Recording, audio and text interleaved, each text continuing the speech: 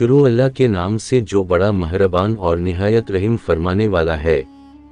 حضرت سلیمان علیہ السلام اور چیونٹی کا واقعہ۔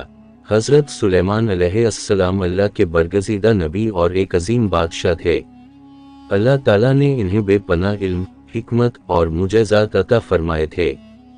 حضرت سلیمان علیہ السلام کو جنات، انسانوں اور جانوروں پر بھی حکم چلانے کی طاقت دی گئی تھی، اور انہیں مختلف زبانوں کی سمجھ اور بولنے کا بھی علم عطا ہوا تھا، یہاں تک کہ وہ پرندوں اور چیونٹیوں کی زبان بھی سمجھ سکتے تھے۔ ایک دن حضرت سلیمان علیہ السلام اپنے لشکر کے ساتھ سفر پر تھے، جس میں جنات، انسان، پرندے اور دیگر مخلوقات شامل تھیں۔ جب وہ ایک وادی کے قریب پہنچے جسے وادی نمل یعنی چیونٹیوں کی وادی کہا جاتا ہے، تو حضرت سلیمان علیہ السلام نے ایک چیونٹی کو اپنے لشکر سے بات کرتے سنا۔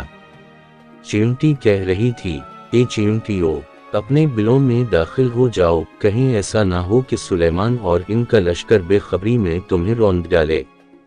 حضرت سلیمان علیہ السلام نے یہ بات سنی تو مسکرائے اور اللہ کا شکر ادا کیا کہ اس نے انہیں ایسی زبانیں سمجھنے کی صلاحیت دی ہے۔ پھر حضرت سلیمان علیہ السلام نے اللہ تعالیٰ سے دعا کی، اے میرے رب، مجھے توفیق دے کہ میں تیری نعمتوں کا شکر ادا کروں جو تو نے مجھ پر اور میرے والدین پر فرمائی ہیں، اور میں نیک اعمال کروں جن سے تو راضی ہو، اور مجھے اپنی رحمت سے اپنے نیک بندوں میں شامل فرما۔ حضرت سلیمان علیہ السلام نے چیونٹی کی فریاد سنی اور اپنے لشکر کو حکم دیا کہ وہ چیونٹیوں کی وادی سے آہستہ اور احتیاط سے گزرے تاکہ کسی چیونٹی کو نقصان نہ پہنچے۔